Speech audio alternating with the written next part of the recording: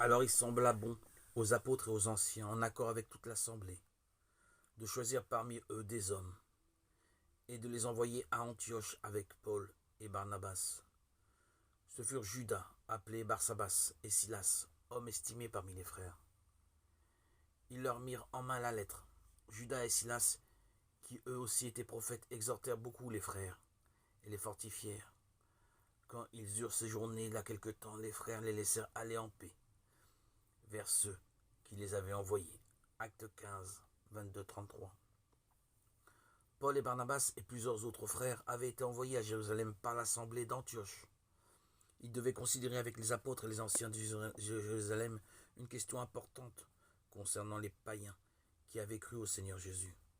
Pour qu'ils soient sauvés, fallait-il les circoncire et leur commander de garder la loi de Moïse?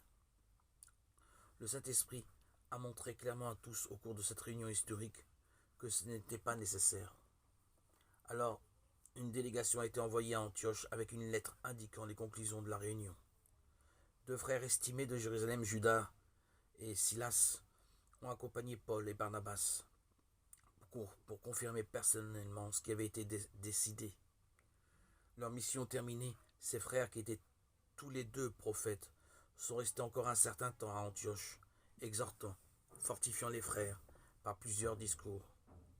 Un prophète parle de la part de Dieu et apporte son message au peuple. On pense souvent que le service d'un prophète est de prédire des événements futurs. Son message peut en effet concerner l'avenir, mais ce n'est pas nécessairement le cas. Celui qui prophétise parle aux hommes pour l'édification et l'exhortation et la consolation. 1 Corinthiens 14, 3. Après avoir accompli leur service à Antioche, Judas et Silas étaient libres de revenir vers les frères qui les avaient envoyés. Il semble que Judas soit retourné à Jérusalem tandis que Silas est resté à Antioche. Puis il a accompagné Paul dans son deuxième voyage missionnaire.